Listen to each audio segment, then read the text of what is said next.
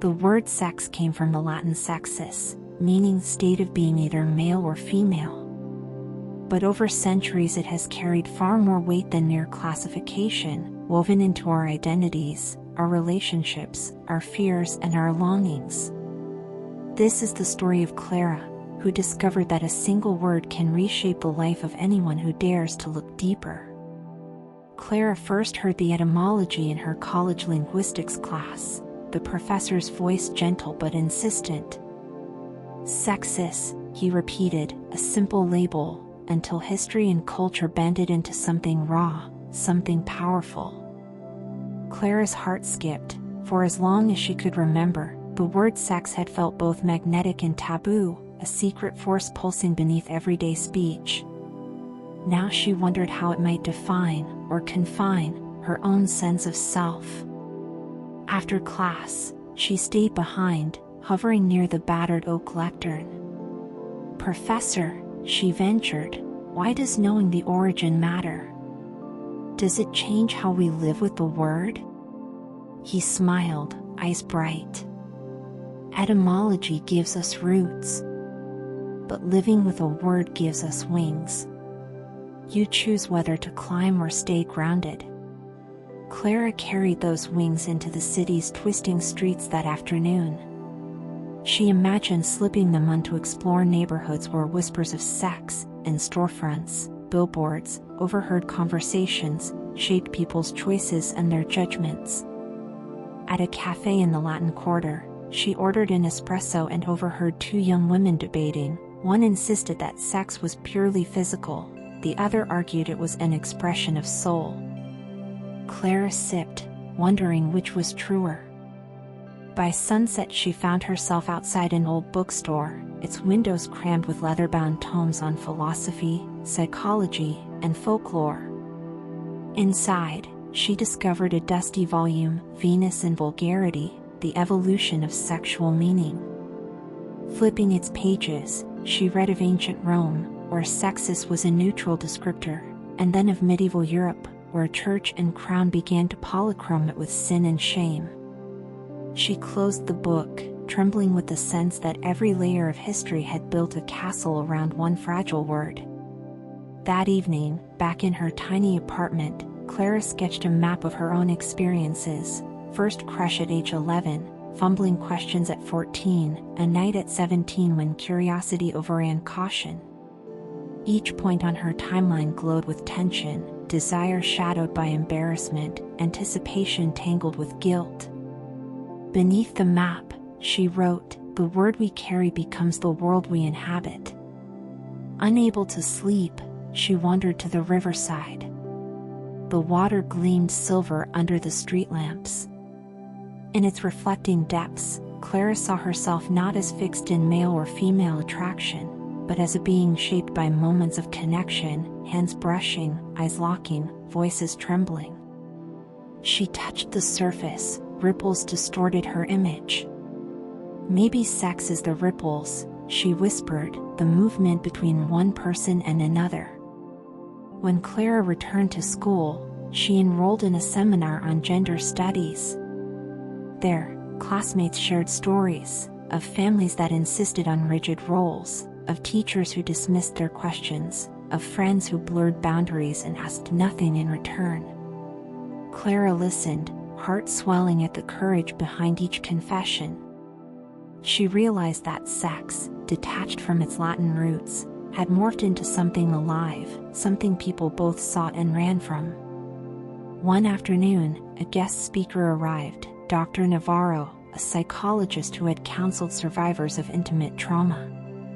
She spoke of how the word sex could trigger flashbacks or kindle hope. "Language is a vessel," Dr. Navarro said. "And we are the sailors.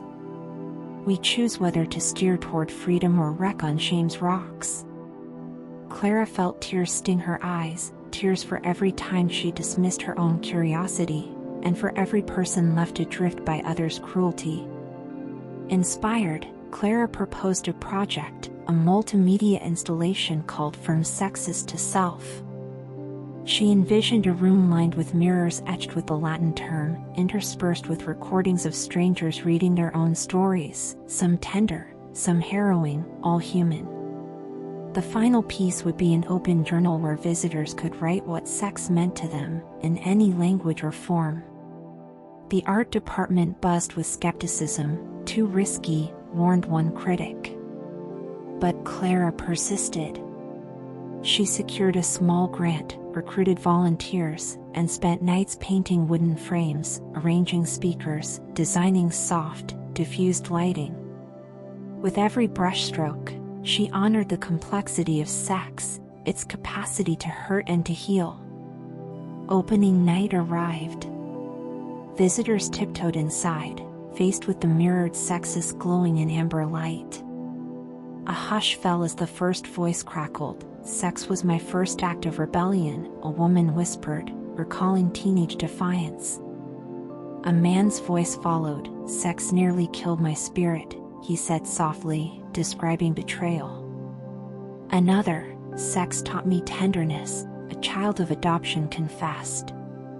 Clara watched as tears welled, as pens hesitated then flew across blank pages.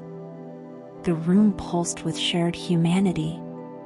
Among the crowd stood Elena, Clara's childhood friend, now returned after years abroad. Elena's laughter, once so free, was now tempered with resilience. She approached Clara, hands clasped. "You've given everyone a mirror and a voice," she said. "Thank you." Clara felt the weight of those words settle warmly in her chest. She realized that the origin of sex, a simple state of being, had bloomed into something far greater, a mirror for the soul. As the show ended, Clara gathered the journals. Pages overflowed with poems, sketches, confessions, questions. What if I don't fit? Can love be without shame? I still tremble at the word. She whispered back to the empty room, "You are more than a label. You are an unfolding story." In the weeks that followed, Clara condensed the journals into a booklet, donating proceeds to local support groups. She returned to her linguistics professor, who nodded approvingly.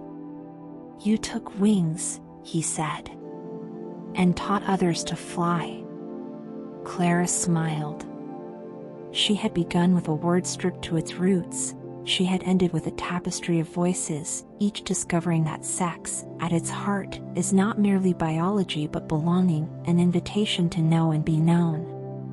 Years later, when Clara became a professor herself, she told her students, "Etymology is a doorway. We walk through to find not just history, but ourselves." She paused, letting the lesson settle. "And remember," she added gently, "every label we reclaim, we transform." Because the word sex, once just sexus, a neutral tag, had become for Clara and countless others the space where shame and celebration intersect, where identity is a journey and connection the guiding star. In that space, every human being finds the freedom to become, step by step, who they truly are. Thank you for spending this time with us. If you found this video helpful, don't forget to like, share, and subscribe to Don't Give Up. Let's continue exploring life's challenges and insights together.